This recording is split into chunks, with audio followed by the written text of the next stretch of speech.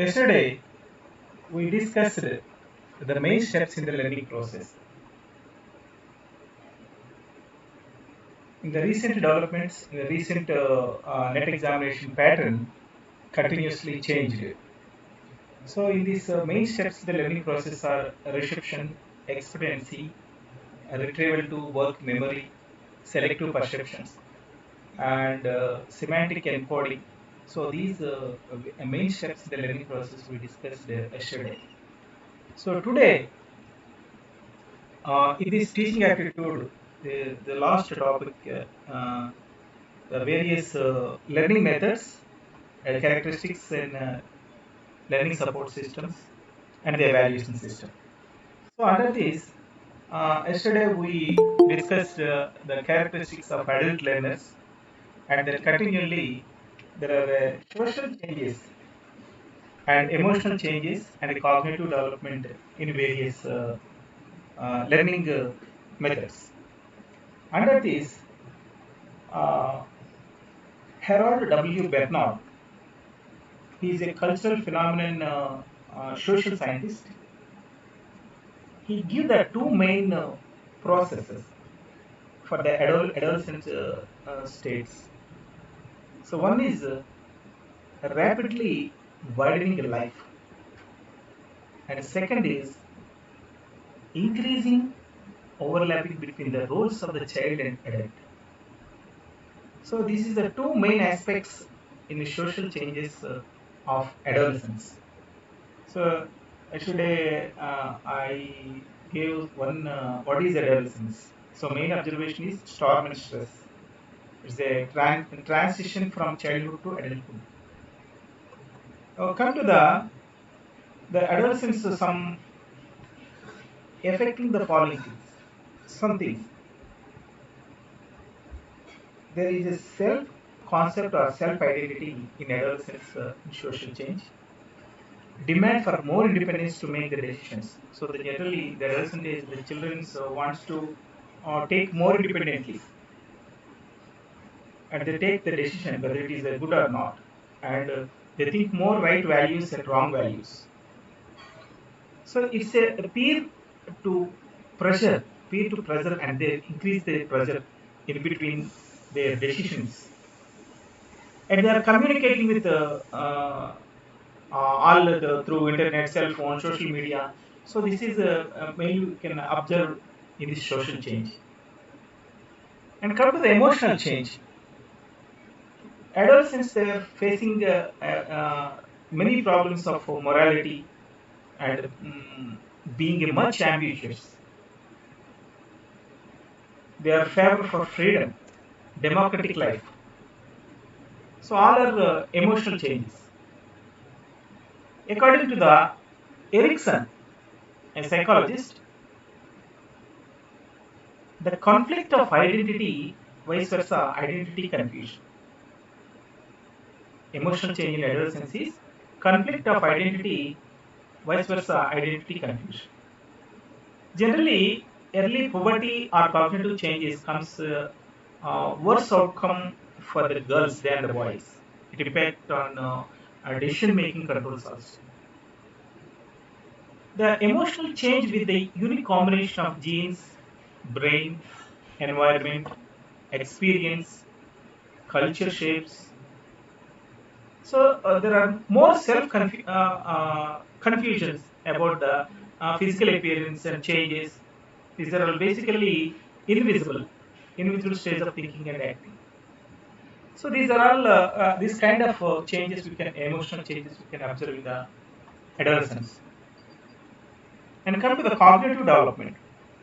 Cognitive development means mental activities are able to they able to adjust environmental, where the mental difference like intelligence, thinking, imagination.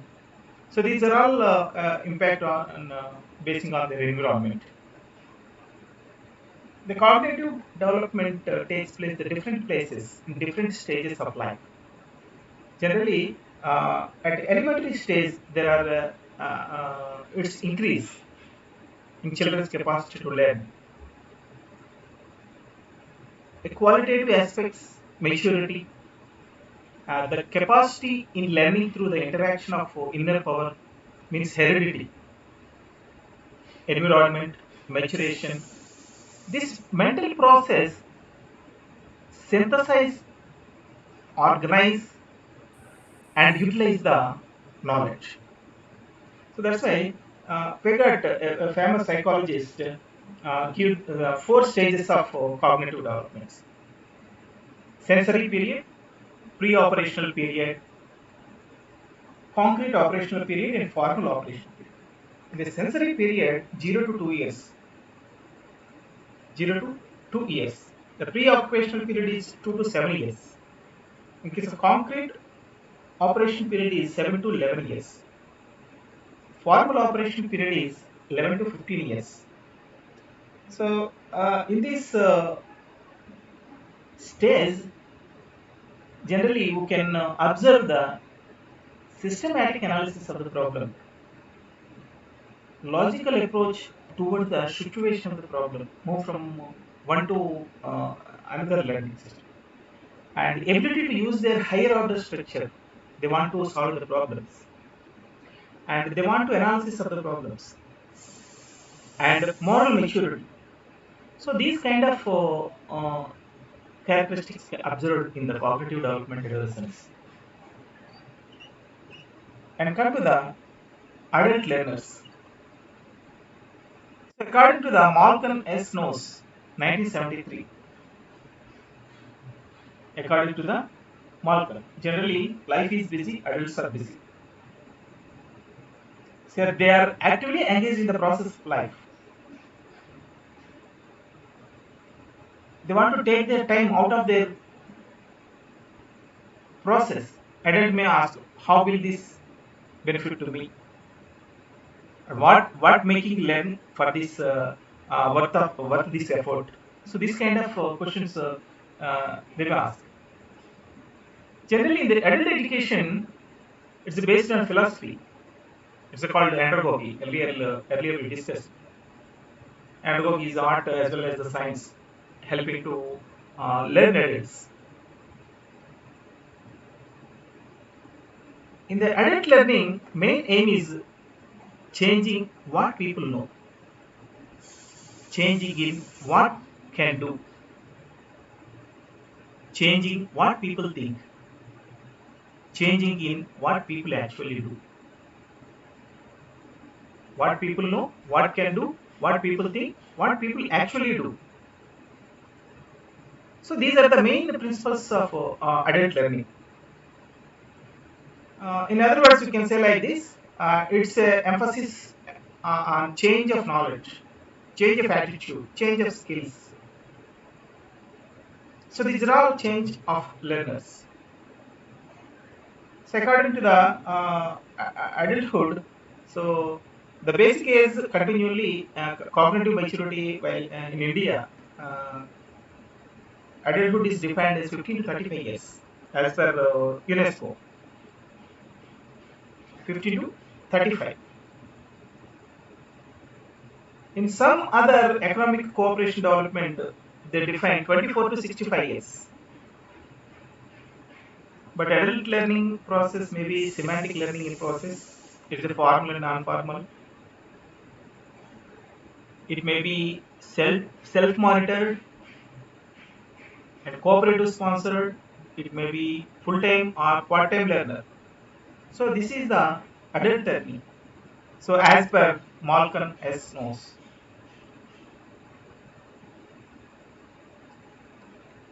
And come to the important characteristics of adulthood.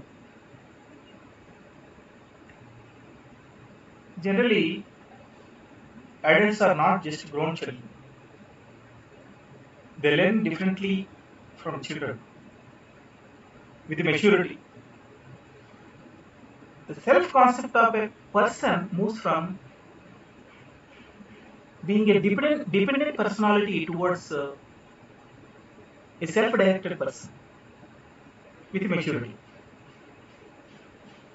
So this is the stage where the transition occurs.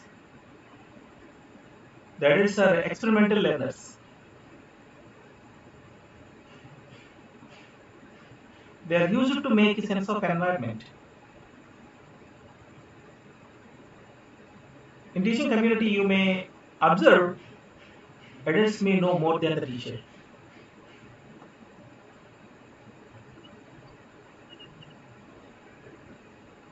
As a learner in adolescent learners, the learning is dependent on teacher for learning. In adult learners, the learner is self-motivated and self-directed. So that is a comparison between adolescence and adult learning. We can discuss it in the next slide.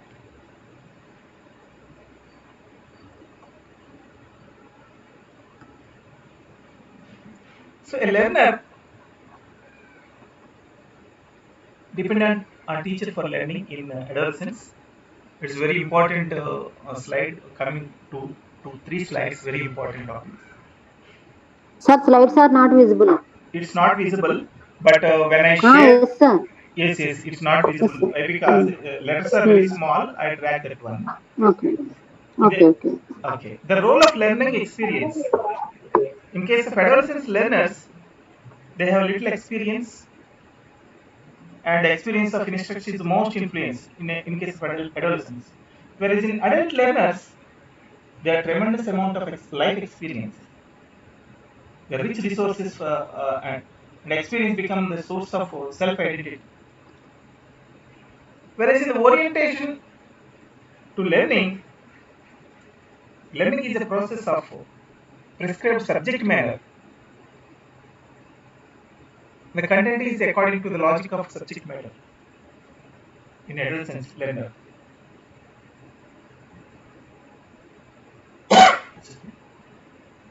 Motivation of learning, it's primarily motivated by the external reward, punishment, competition of the grades, and the consequences of failures in adolescence. Whereas in adult learning, recognition, better quality of life, self-discipline, self-actualization in the adult learners. It's very important, in order to perform more effectively in some aspects of one's life. It's important in adult learning. The demand for learning, performance of learning, climate, diagnosis of needs, object of learning, designing learning process, and learning activities, pace of learning, and evaluation. These are the major changes from adolescents to adults. The place of learning, teachers control the timing and place of learning, whereas in the adults, learner influence the timing and place. Evaluation by the teacher in adolescence, where in the adults by learner collected evidence, validity by peers and facilitators, and criterion required. So these are the major changes in differences, different elements of adolescent learners and adult learners. Come to the teaching learning factors. Come to the teaching and learning factors. So according to the NTA NET recent examination, the new patterns like they're asking like so what are the factors influencing the teaching and learning process? Factors. So teaching, process, learning, relation to objectives, spirit, joy, and creativity, new experience of learning. This is the effective teaching process. This is the effective teaching process.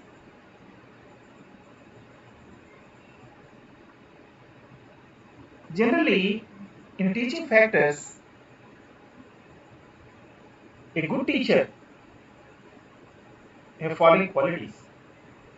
Personal qualities like warmth, affectionate, sympathetic, democratic, optimistic, dynamic, extra. So these are all the personal qualities in the teaching.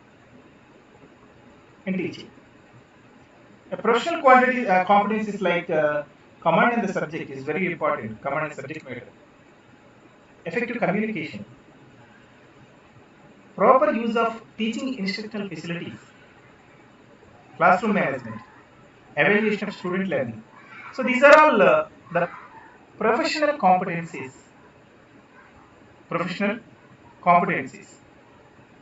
So in the training point of view, the teaching skills, there are three categories: core teaching skills, specific teaching skills, target groups teaching skills.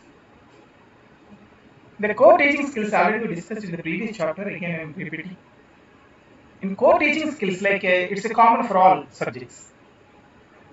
Specific teaching skills for specific subjects like mathematics, physics, engineering, social sciences, geography. Like there are specific teaching skills.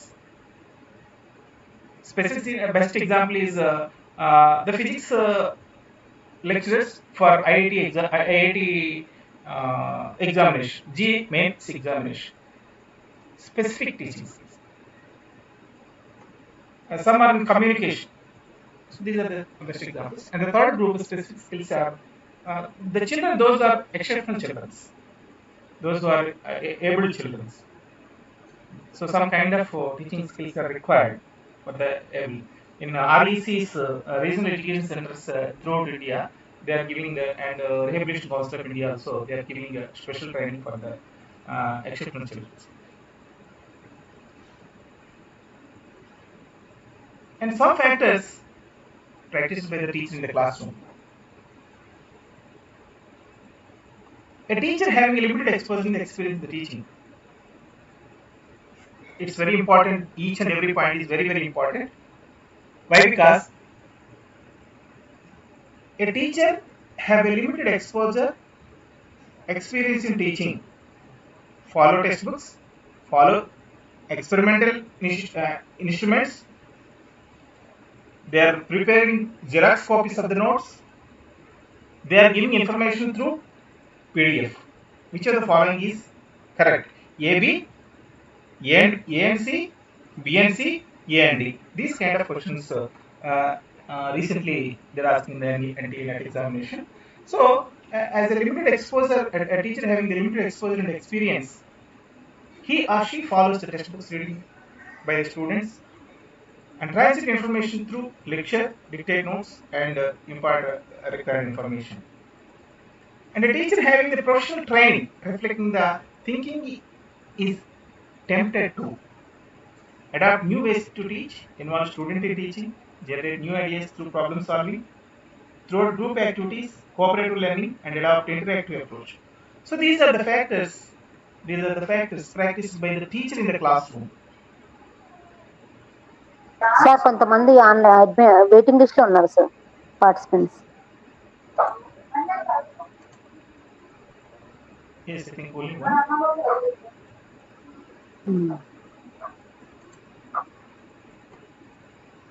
At different stages of teaching, a teacher role needs to focus on clarity, variety, task orientation, engagement in learning task, and classroom environment. A teacher is like a doctor, or a pilot, or an engineer, or a counselor, or a psychologist.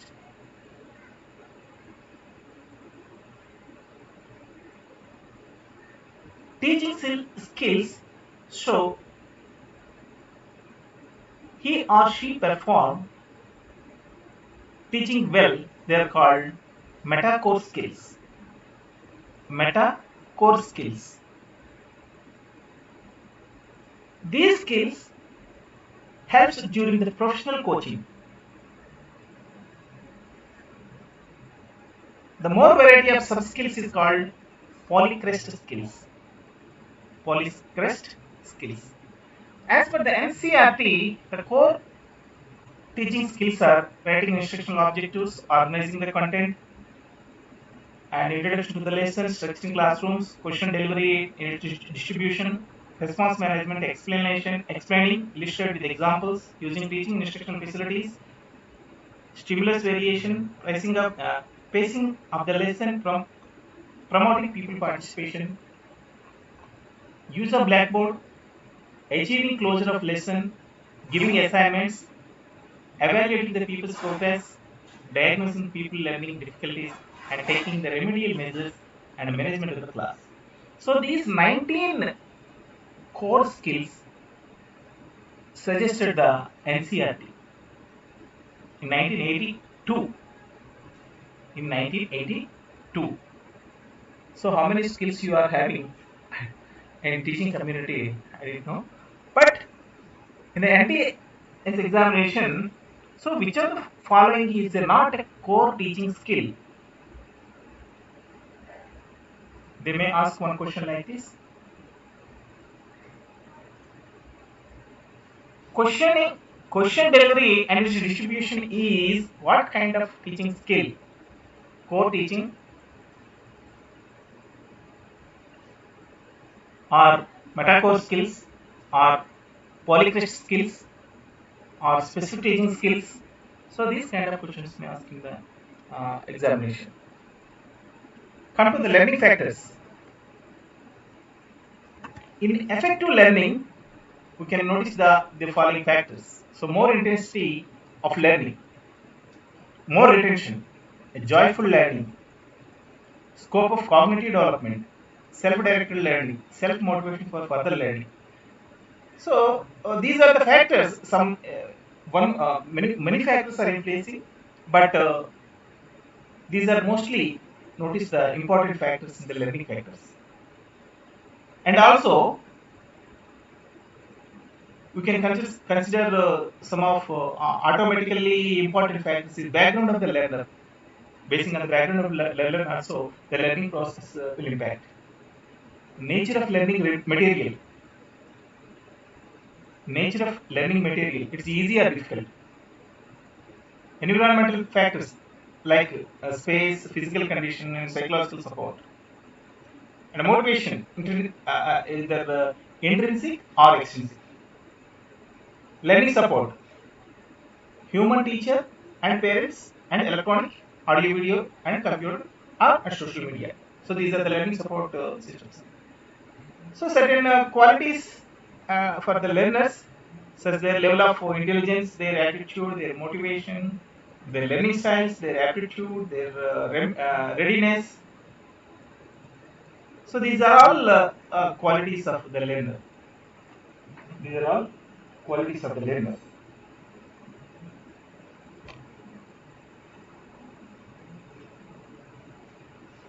Just a moment.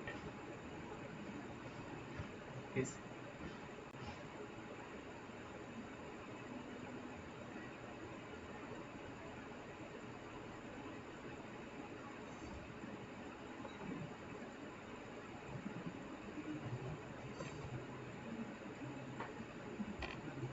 And come to the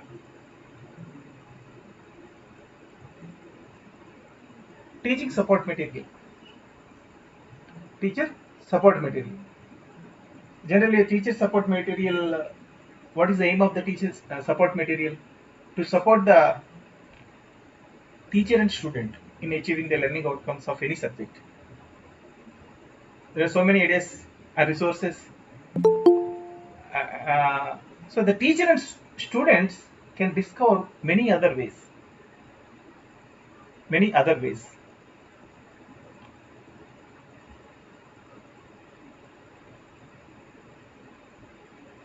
So in this teacher support material, we can divide it 3 times. Teacher solution manual, lecture slides, extra practice questions. Solution manual, generally a solution manual designed to assist the teacher in effective teaching, such as solution manual or providing suggestion how to teach the topic, how to plan, so what kind of supplementary resources used in the classroom, such as end-to-end solutions. So these are all teacher solution manual. And come to the lecture slides. So what we are doing is teacher develop their own instructional facilities to deal with the lecture in a class in the form of slides. And third is extra practice questions. Generally in the classroom you can observe the students always demand for extra practice. Any reference books is there? Any good other book can you provide? So the texts are bundled with extra exercises or case studies or reports So this kind of materials used by the teacher to frame the homework or quizzes or tests or assignments like.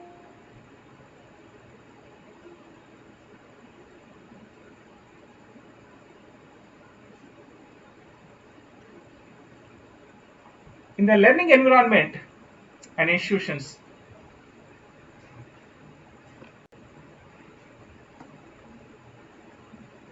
we have discussed many things contribute towards the learning. The leadership approach of the management also comes to play. The democratic, autocratic, political, social, legal environment also can be used in this learning environment.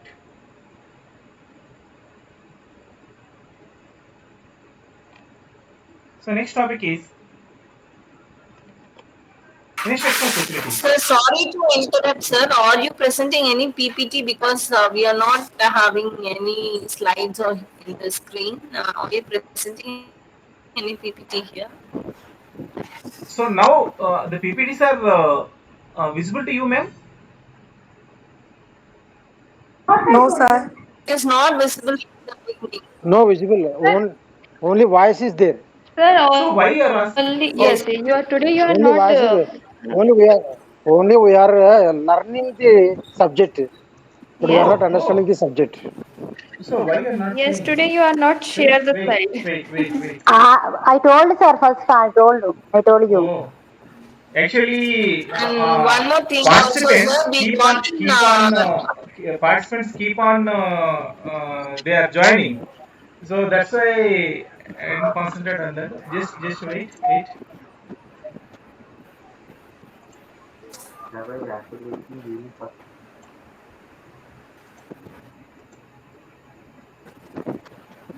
So now, is it visible to you?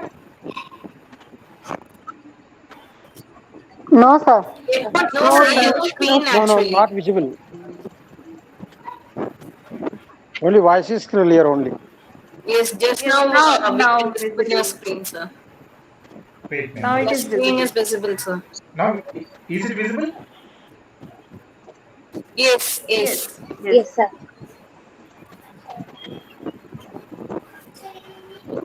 Thank you, sir. Oh.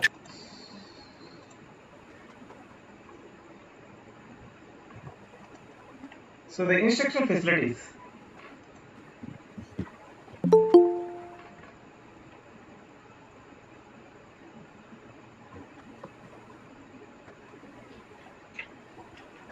So tomorrow onwards, all the participants, my request is please within 5 minutes maximum try to log in.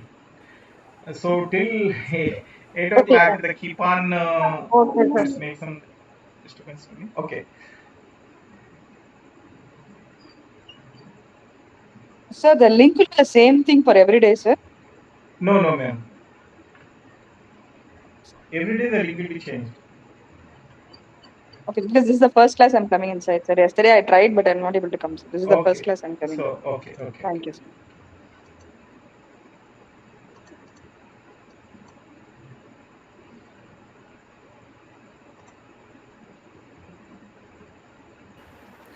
And sir, I have to intimate this information.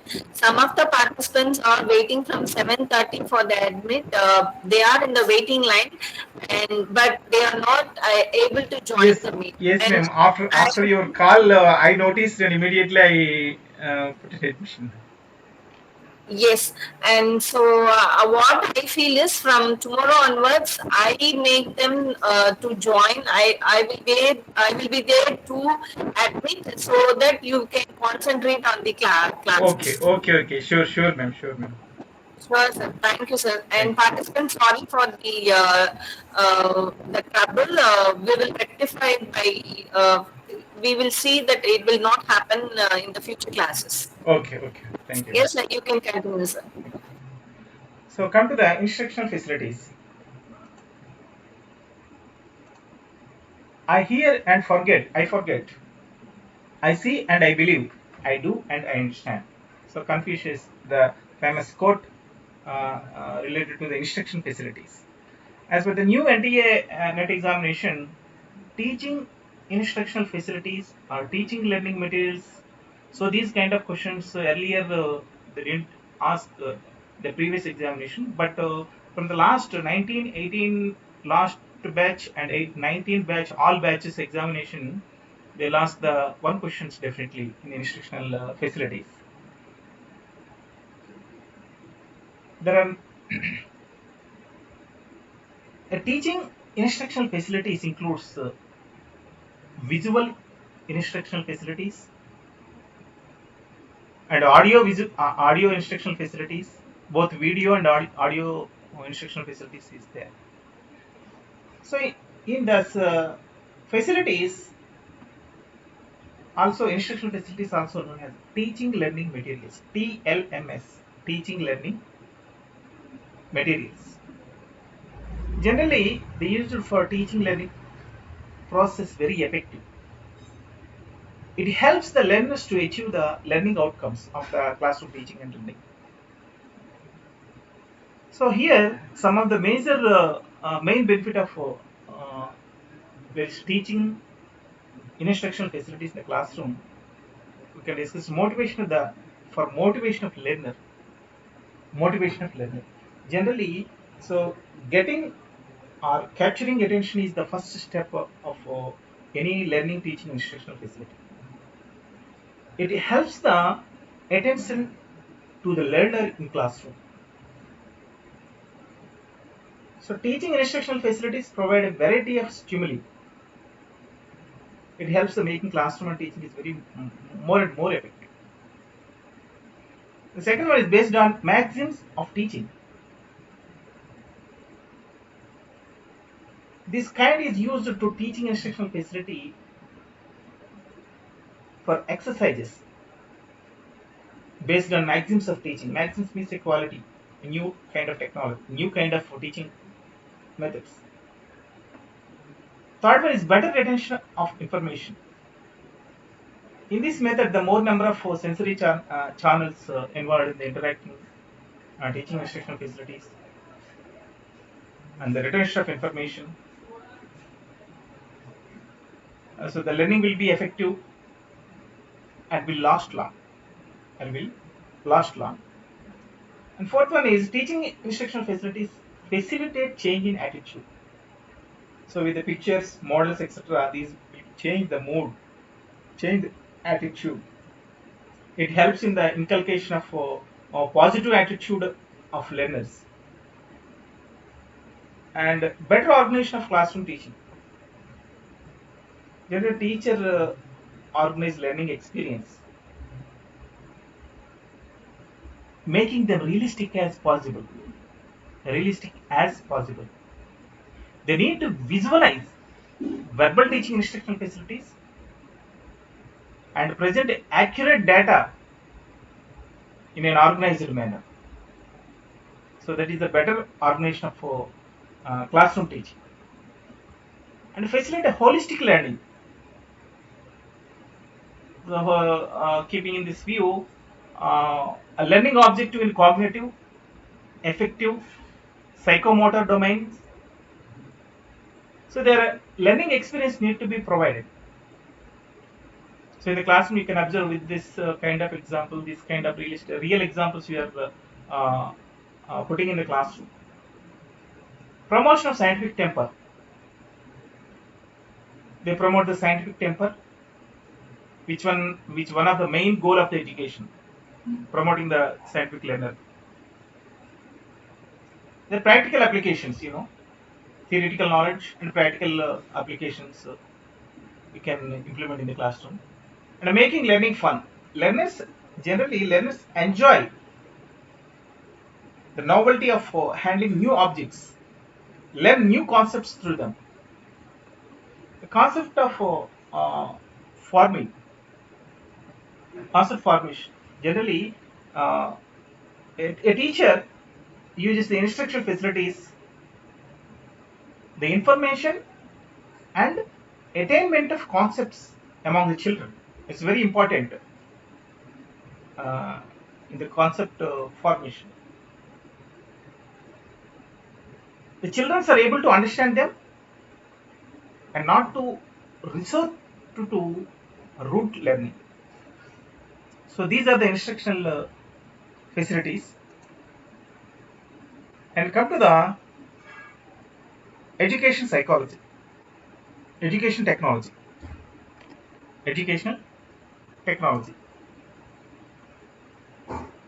Educational technology is divided into two categories, hardware approach and software approach. Hardware approach means mechanized system, process of teaching to the teaching able to learn to the student with less expenditure in education system. Generally, hardware includes a computer, overhead projector, radios, lights, film projectors, teaching machines, television, etc., etc. These are hardware approaches. In case of software approaches, uh, it's a they use the principle of psychology for building the learners, the modifying a learner's behavior.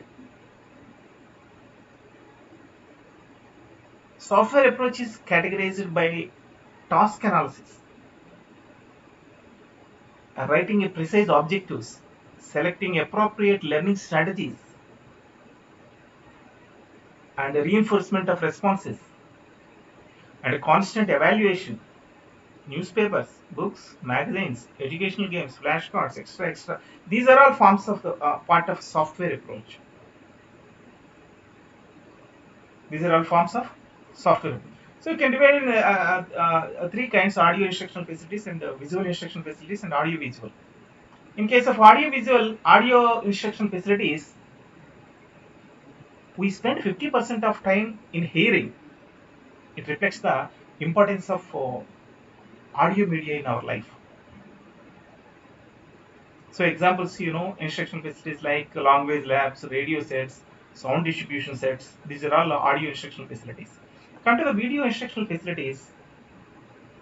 Devices.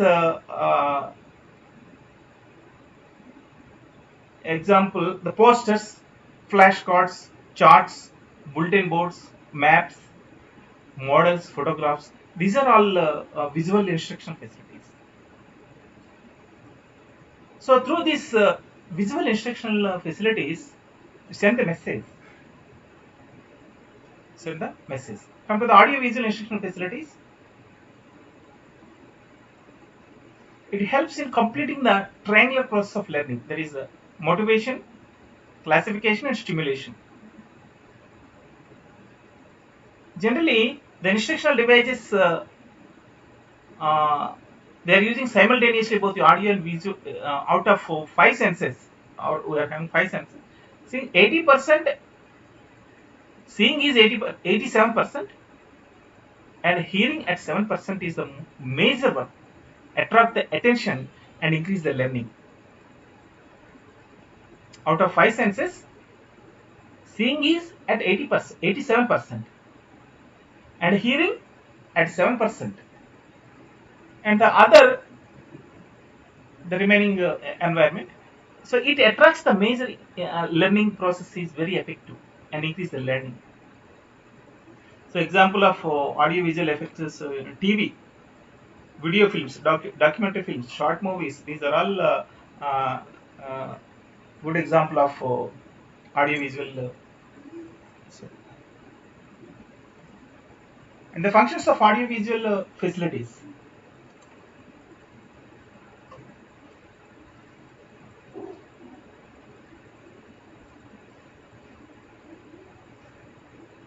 The more clarity and understanding, better attention, interest, and retention.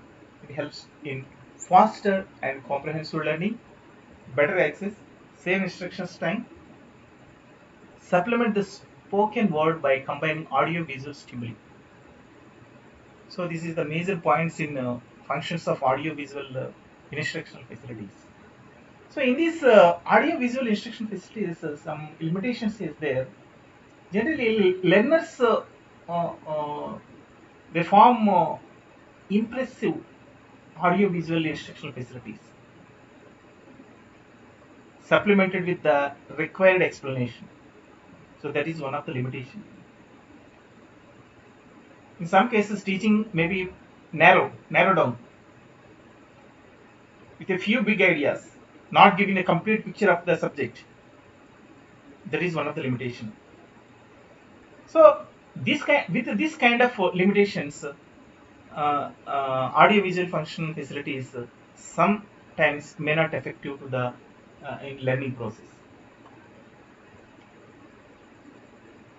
And come to the types of instructional facilities according to the projection or show. So teaching instructional facilities according to the projection or show divided into the two categories. One is the projected instructional facilities and non-projected instructional facilities. Projected means visual instructional devices. With the projector, they are called projected instructional facilities. Projected means project including the projector. Example including the slides, film strips, silent films, cartoons. So they are protected through projector. Means the projector. Another word is I think apdioscope or overhead projector (OHP). The second is non-projected instructional facilities. Visual instructional devices that are simply presented without any projection equipment. Example is blackboard, chart. So these are all non-projected visual facilities. Excuse me, sir. The Yes. screen is not visible, sir. Yeah, thank you.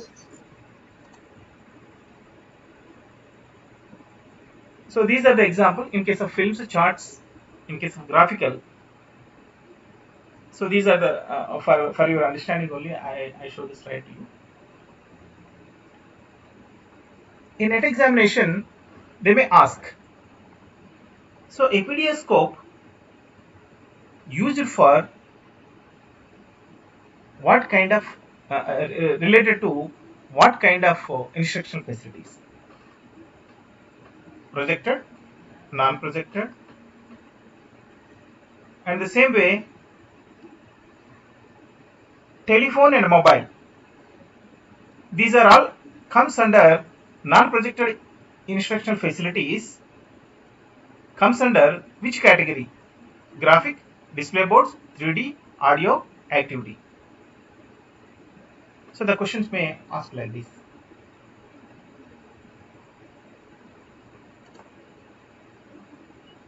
And the next, projected visual instructional facilities. Projected visual instruction facilities.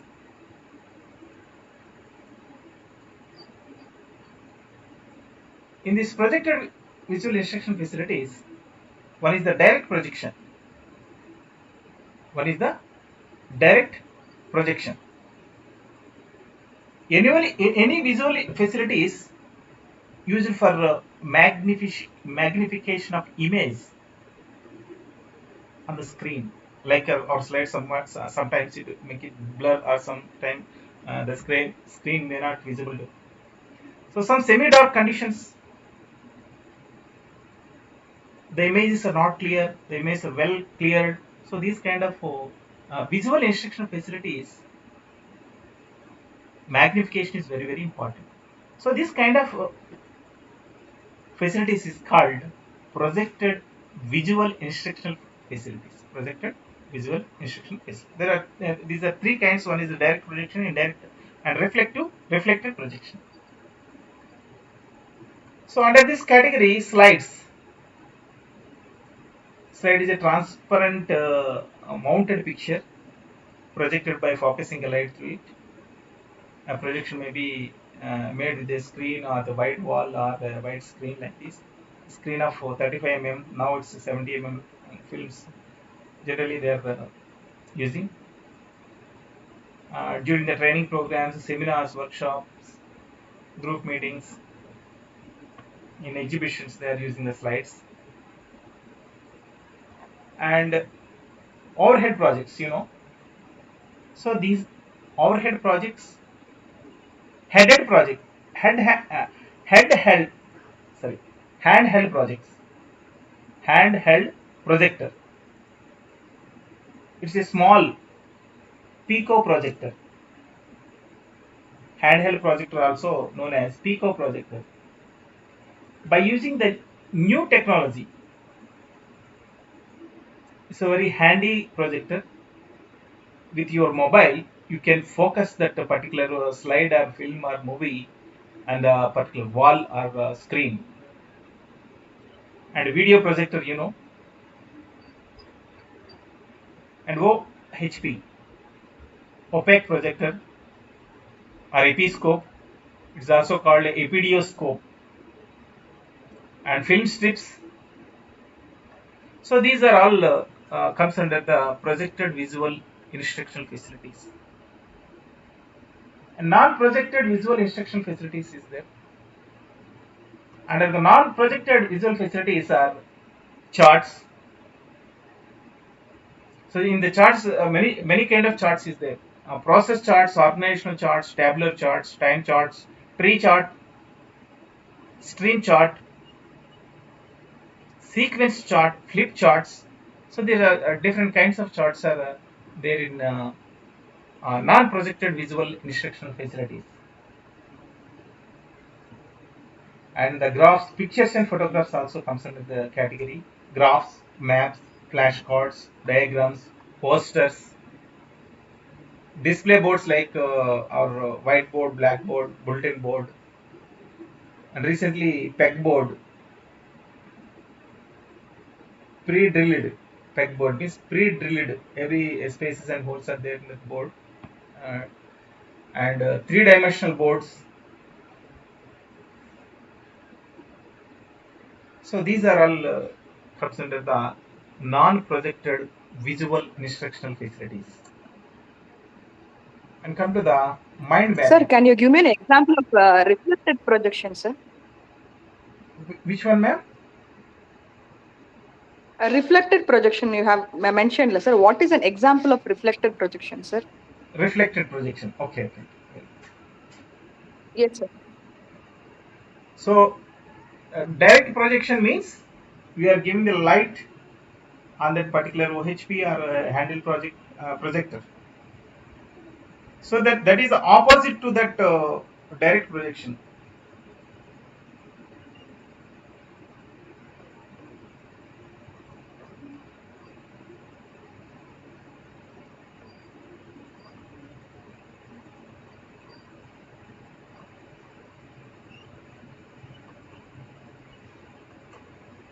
Wait, ma'am. The next one is, am I clear the doubt at the end of the class? Okay. Okay, sir. Okay, sir. Thank you. Next one is mind mapping. So mind mapping is a method of teaching and development. Mind mapping is method of teaching and development. It is developed by the Tony Buzan. Mind map means diagram of representing the tasks, words, concepts, items linked with arranged central concept of your subject. Generally used in the form of flowcharts. So that is the mind mapping. So this is developed by Tony Buzan in 1960.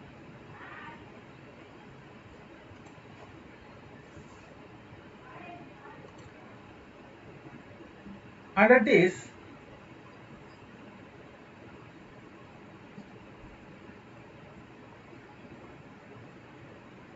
already non-projected visual instruments and activity instructional facilities. Third one is activity instructional facilities.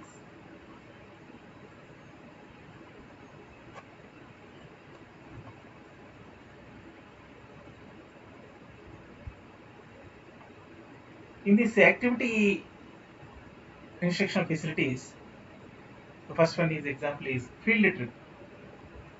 A field trip is a structured activity that occurs outside the classroom. So it is a outside the classroom activity. So generally, we are arranging the field trips. A brief observational activity or a longer, more sustained investigation. Field trips offer the opportunity to the students to get an exposure to the real people, real events, a real opportunity to make connections with each other. That is the activity instructional facilities. And one more is experimentation under the activity instructional facilities. Experimentation. Generally, in science subjects, it's related to very useful in the science subjects. Experiments are specifically used in the science subjects. And the third one is dramatics. Dramatics. Do you know what is dramatics? It by drama, dramatics. So they convey the message to the society or to the public at large. It's usually a theme based. The students are assigned the different roles in that particular drama.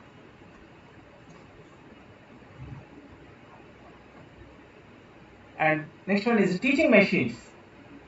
So there are many types of teaching machines. In generally, they work in the same method.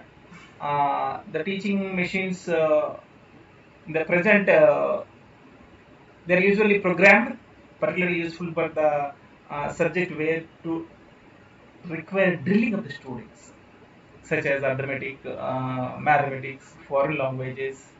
So in this kind of subjects or syllabus, we use the teaching machines. It's an opportunity to review their work. If the machines are used in the classroom, sometimes considering the aspects of drilling of students, allowing them to give more attention to the individual with the specific problems or to concentrate on some particular difficult area of instruction. So this is the teaching machines. And finally the programmed instruction. Programmed instruction, already programmed instruction in corporate college, you can see what are the assignments or teaching methodology, everything will be designed as a program, like a computer program. So the teacher follows the same. So it's also useful to the instrument or the learner or the training facilities. And come to the Dale's cone of experience. Dale's cone of experience. Dale's cone of experience is a model. It incorporates several theories related to the instructional design.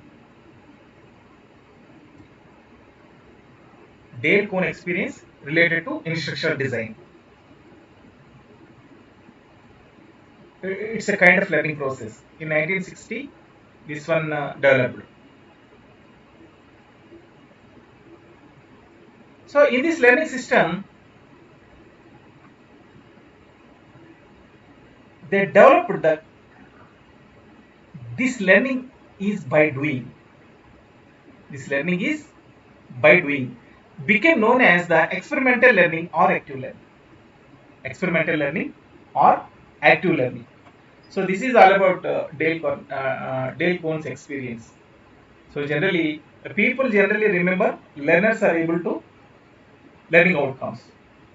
So 10% what they read, 20% what they hear, 30% what they see, 50% they see and hear, 70% they say and write, and 90% they do as they perform the task. So these are the different levels. In this model, this is the instructional design model. Instructional design and kind of a learning model. And come to the what are the factors influencing the selection of instructional facilities? What are the factors?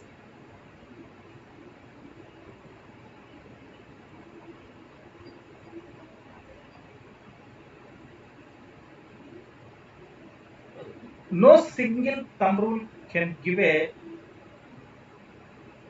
selection and use of various audio visual instructional facilities. In order to get the most effective results, the following aspects. One is the selection appropriation of instructional facilities. For best selection of instructional facilities, you can give the better outcome. And suitable combination of selected instructional facilities, it's very important. It's very important for learning, and they are used in proper sequence. In the audio visual instructional facilities, generally used in singly or in combination of any of two or three. You can consider the following things. One is the nature of audience, size of audience, teaching objective or expected nature of change. In this teaching objective and expected nature of change, we can observe change in the thinking or knowledge, change of attitude or feeling, change in the actions or skills. You can consider this one. And the fourth one is nature of subject matter. In case new practices, new articles, or new radio messages, or new circular letters will be more effective. So that is the nature of subject matter. And the availability of instructional facilities. The availability of internet. There is no internet in the 20 years back. Maybe it may be available in very small area. You cannot use it in that large scale. The availability of the speed in the internet nowadays, better technology, cost effective, and more people are now using the internet based technologies and teaching instructional facilities. That is the availability of instructional facilities. And the relative cost. Effective instructional facilities needs not be necessarily costly. So earlier, overhead project is very costly affair. Now it's a very common thing in the schools or in the colleges.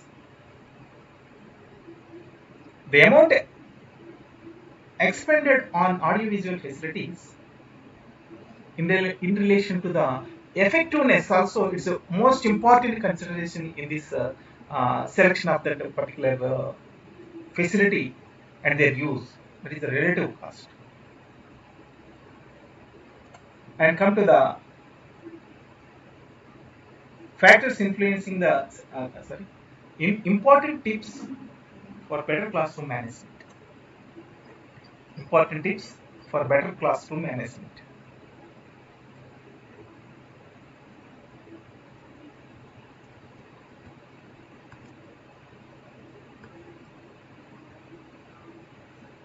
So one is the immediate action. In case of a different kind of behavior, teacher must take the immediate action. So it's very important tip in the classroom management for all teachers.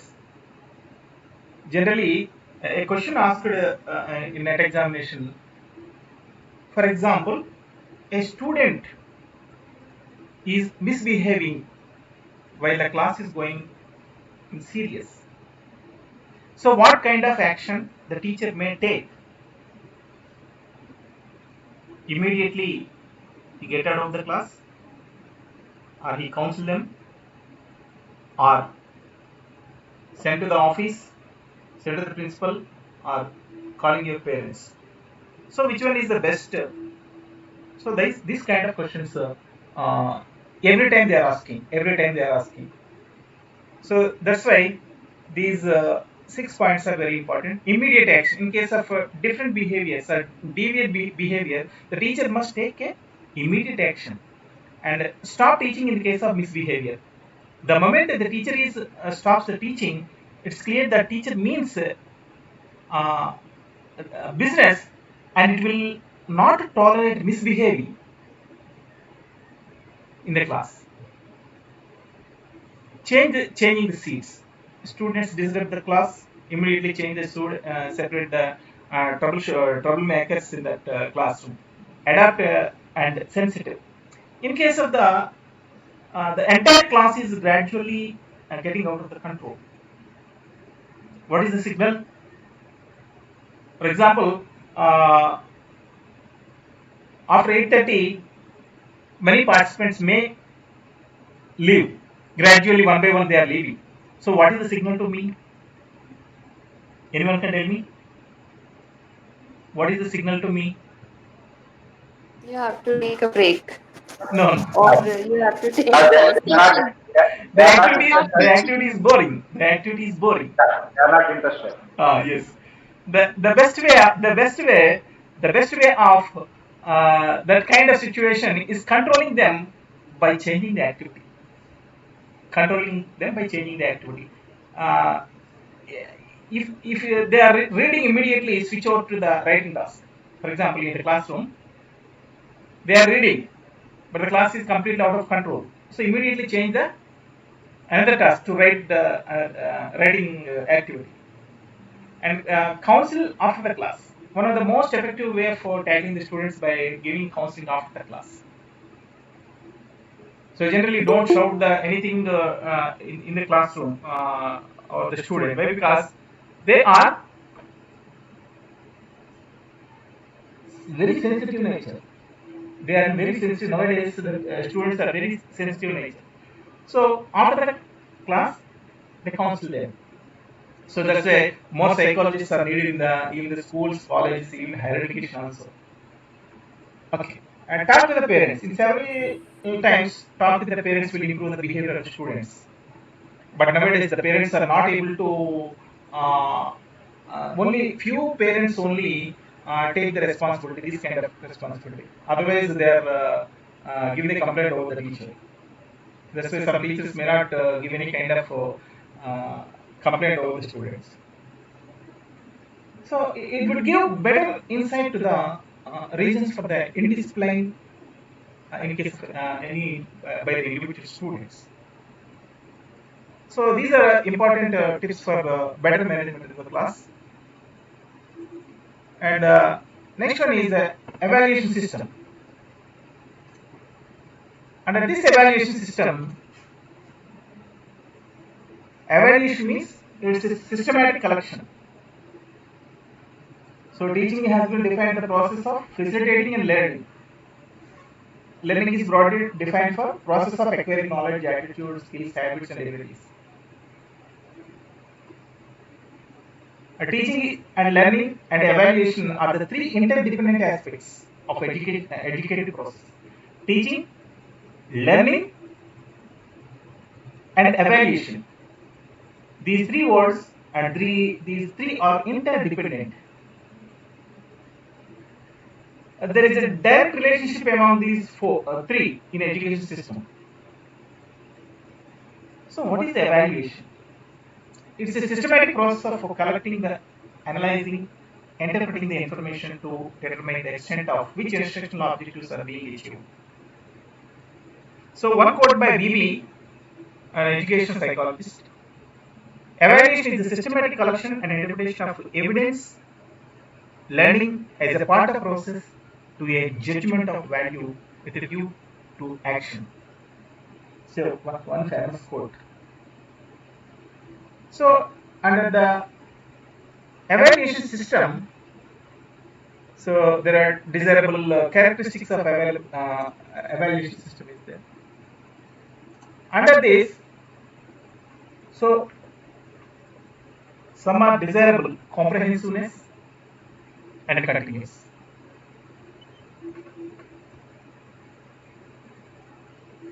I must try to assess all aspects of a child development.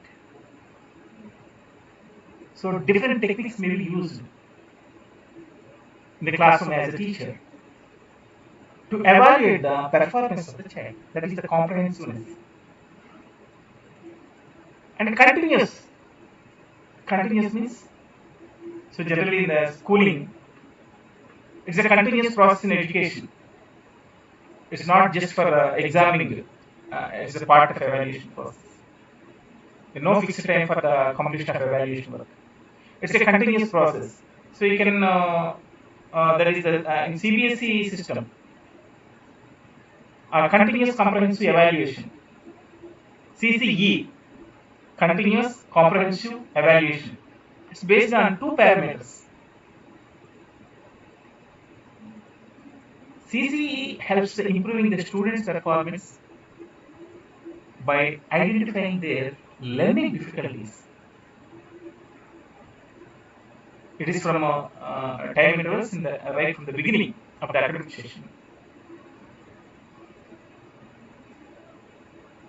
In case of the employ suitable remedial measures for enhancing their learning performance. It's a continuous process. So, what is the difference between measurement and assessment and evaluation? So, measurement is a quantitative description one's performance.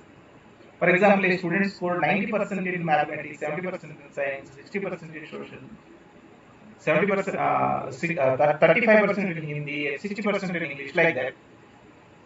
So, this is the measurement of quantitative description. Assessment is the second step of evaluation of the student performance. First, in the classroom, represents the concept of assessment. It makes the student's performance more meaningful.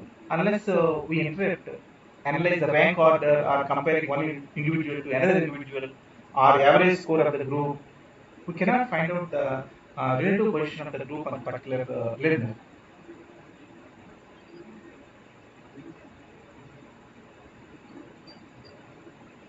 So various functions in of evaluations are there.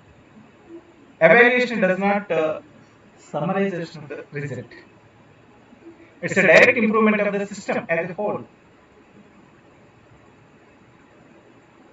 There are so many functions in the evaluation system.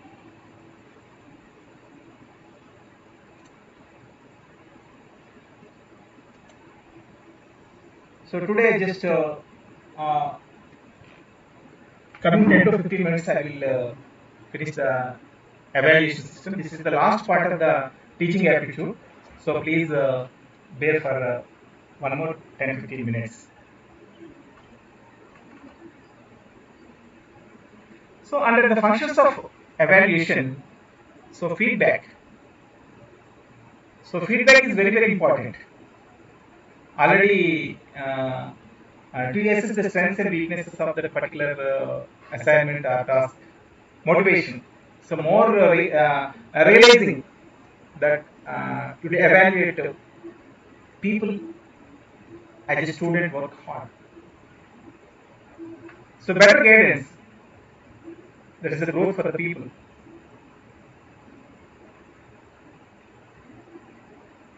Remediation. It helps to locating the areas that require the remedial measures. Facilitates planning. It helps the teacher in planning, organizing, implementing learning activities. Revision of curriculum. Interinstitutional comparison.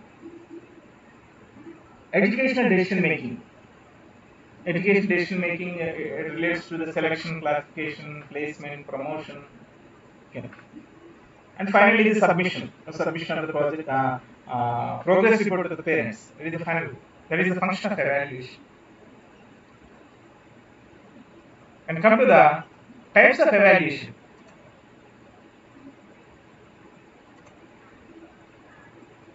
So there are quantitative techniques and qualitative techniques. So quantitative techniques, writing the examination. So answer are written as per the instructions of the questions based on that assigning the marks. Oral examination.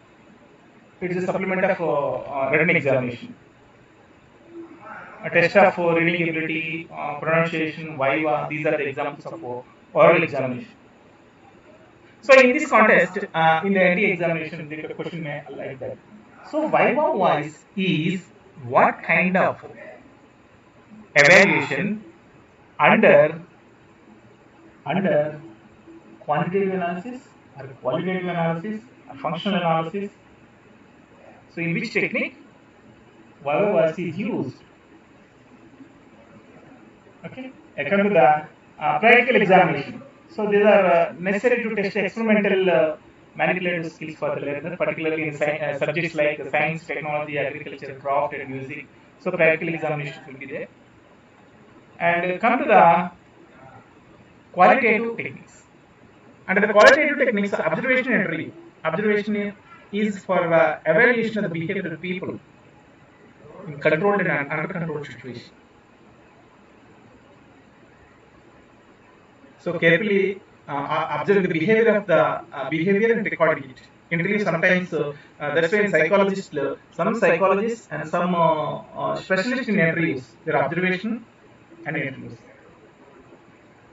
The psychologist always keep an eye on particular behavior of the interviewer candidate. Sometimes uh, the fact that people usually more willing to talk with the talk than the right. So this kind of behaviors, qualitative technique and checklist. Checklist, it's an instrument used for collecting and recording the evidence regarding the behavioral tendencies in that particular learner people. Specifically, some problems in that particular classroom, they will record. That is the checklist. And rating scale. Rating scale, I think in so many commerce and management students, they may know.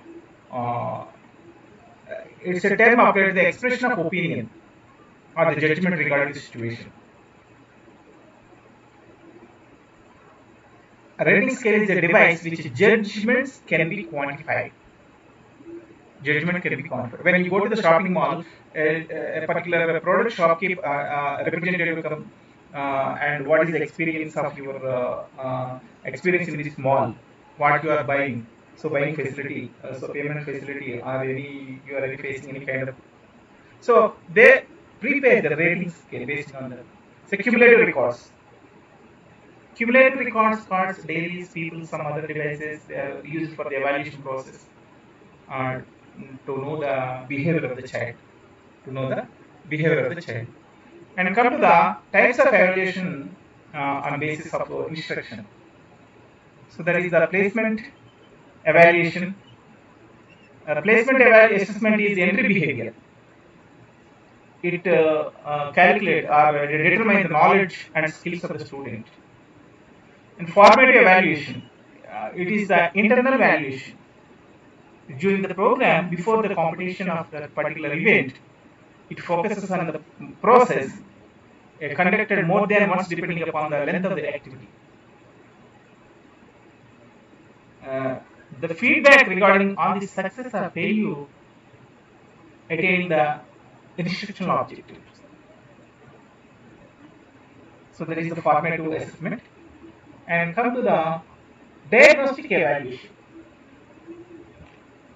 While formative evaluation determines the extent of the student accomplishments of learning targets, in the diagnostic evaluation, one step further, it tries to provide the explanation of these possible causes of problem in learning. In the diagnostic evaluation, it tries to provide the explanation of the possible causes of problem in learning. So generally, diagnostic evaluation is done at any time in the program. The point of anything in the wrong in the program. Generally, it helps in the teacher correcting the problems immediately, thereby improving their courses. And fourth one is summative evaluation. Summative evaluation is also known as external evaluation. External evaluation. It determines the objects of instruction have been achieved using the assigning the course grades. Generally, in schooling, summative assessment, summative examination. Summative evaluation generally includes the oral reports, projects, term papers, semester marks. So teacher made achievement test. It shows the good or satisfactory the student accomplishing these objectives of instruction. And come to the types of evaluation on the basis of purpose. Types of evaluation on the basis of purpose. According to the nature of reference, according to the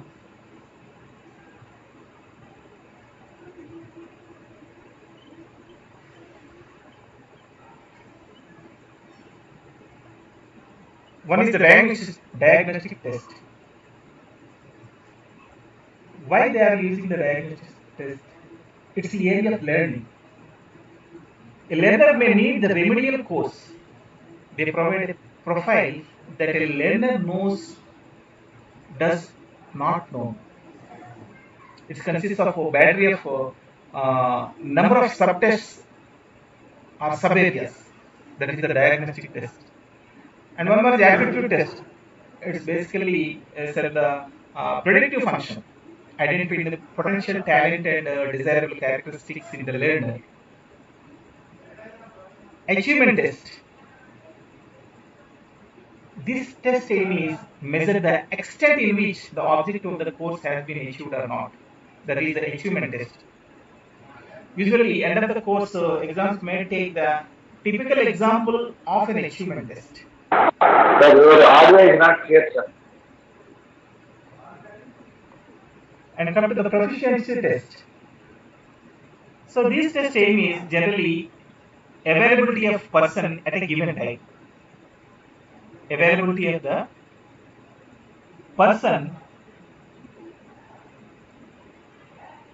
at a given time. So this scope is governed by the reasonable exception. Say the matriculation or graduation, the abilities of the students, you can measure the proficiency test. And two more slides is there. Grading system. Grading system is, the word grade means derived the Latin word grades, which means a step. In educational measurement, grading involves the set of symbols to communicate the level of achievement in the students. So in this grading system, there are direct grading and indirect grading. Direct grading means a performance exhibited by the individual, a qualitative terms. It is directly expressed in terms of the letter grades. Indirect grading means it's a method of performance of exam in the first assessed in terms of the marks and subsequently transformed into the letter grades by using different models. Under the indirect grade, one is the absolute grading and relative grading. In absolute grading is a conventional technique of evaluation based on predetermined standards. It becomes the reference point of assessments of the student's performance. For example, the categorization of the student in the 5 groups: distinction, first division, second division, third division, like that. So that is the best example of absolute grading. And relative grading is generally used in the public examination. A student is decided not by her performance alone, rather than the performance by the group.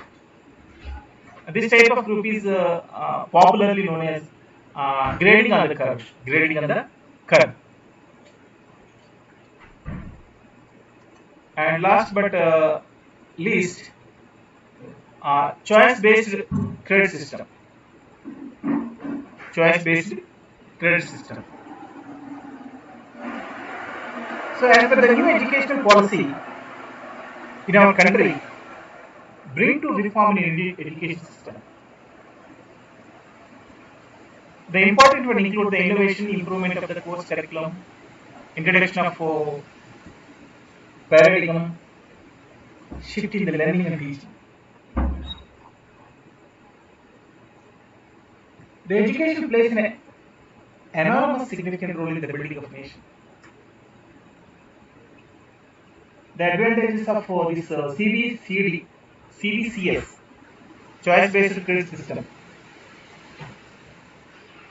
Shift in focus from teacher-centric to student-centric education.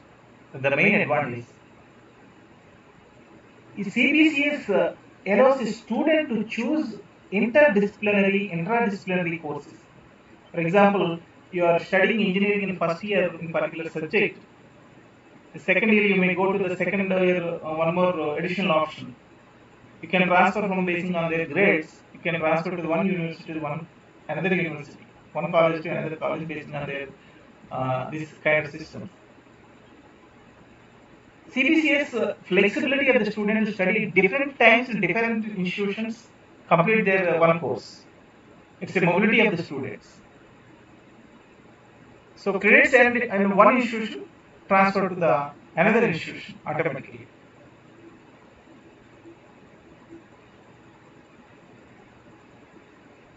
So one more system is online choice-based credit system. In this online choice-based credit system, core courses, it's continuous, compulsorily studied by the student as a core requirement termed as core course. Elective course, that is the specialization.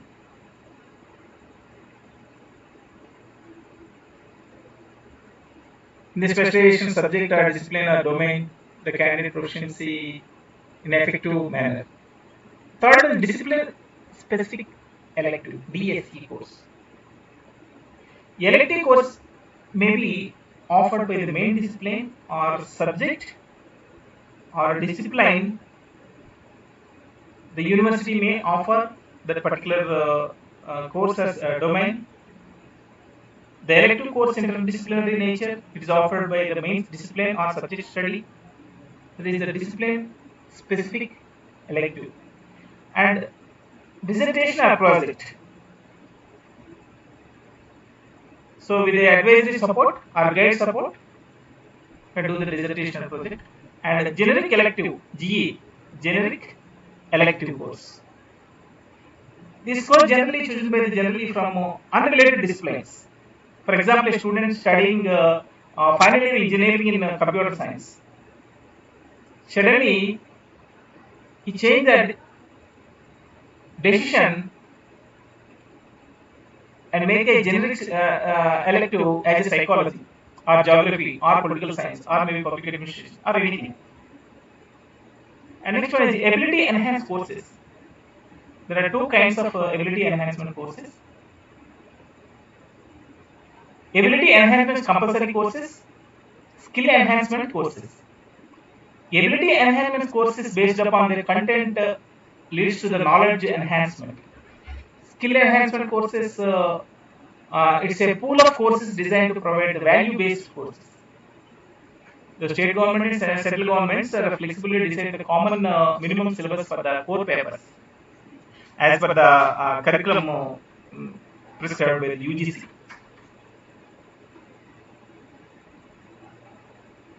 And come to the CBT, computer-based test. Computer-based test.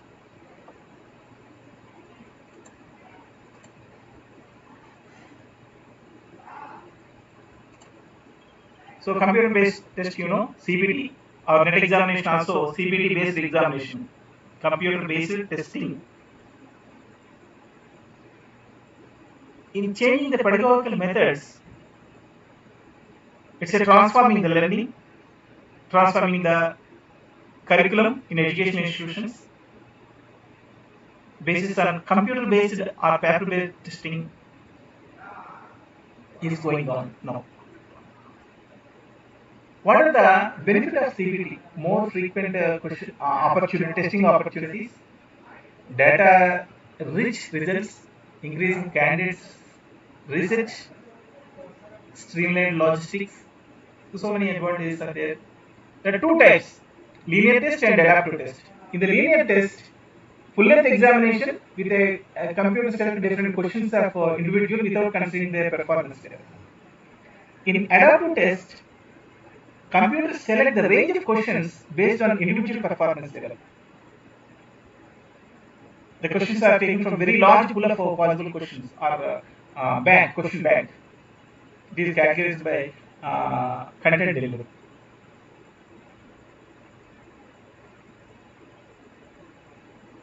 So the next one is curriculum framework, curriculum and syllabus. Curriculum framework and curriculum syllabus. Until 1997, Indian Constitution allowed the state governments to take the decision in the matter of bettering education curriculum. But after 1975, National Curriculum Framework (NCF) introduced, and they recommended in 1968 National Education Policy. So this is the history. So the main difference between syllabus and curriculum. What is the syllabus and what is curriculum? Syllabus means a document that gives the details of content, subjects, and skills, knowledge, and attitudes are deliberately brought together at a specific objectives. Syllabus may be a descriptive list. It describes the summarization of thought to the student. It may have detailed, scheduled assignments, assessments, projects. So this is a syllabus. It's a summary of the topic. Curriculum means it's an overall content taught in an education system or a course. Overall content taught in an education system or a course. So that is the curriculum. So there are basic approaches in the curriculum, subject-centered curriculum. So lecture is the mostly common used method in the communication subject knowledge to the students. Knowledge can be transferred directly from one who have acquired the knowledge to those who have not. Not to unknown. Students generally memorize the subject contents provided by the teacher or the textbooks, and the examination tests the contents knowledge of the students. So that is the basic approaches of the curriculum. Under this basic approaches of the curriculum, one is the subject-centered curriculum, behavioral curriculum. A subject-centered curriculum already I explained to you, and behaviorist curriculum. Behavioral psychology, in the view of psychologists, behavior and learning objectives are defined in terms of the behavioral change. Knowledge is the capability for action, identified as the successful performance of the task. So these are all included, and the student know or not to know.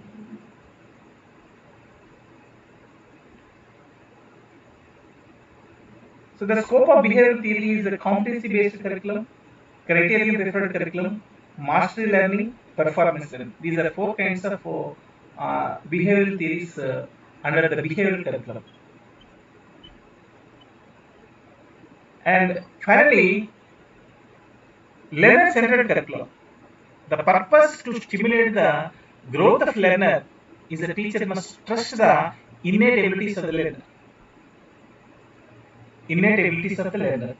The mantra is what is happening within. The learner stands between the stimulus and response. So under this learner-centered curriculum, the knowledge is actively constructed, invented, created, discovered by, stored by the learners. The learners are constantly constructing a social interact with the people, peers and adults in cultural context are important in this construction of knowledge. The learner have different learning styles, and teaching learning should be accommodated in this process. So this is all about learner-centered curriculum. And final slide is the important days. Important days. So January 4th, World Braille Day. What is the purpose of the Braille Day? Blind people represented. So generally in the ND examination, September 5 is the day of Teachers Day, International Literature Day, Hindi Day. No, they didn't ask like that. They didn't ask like that. It's a comparative examinations are remaining. So the common sense invention of the Raman effect in India by the Indian psychist Chandrasekhar Venkatramanna in 1928. On which of the following day is observed?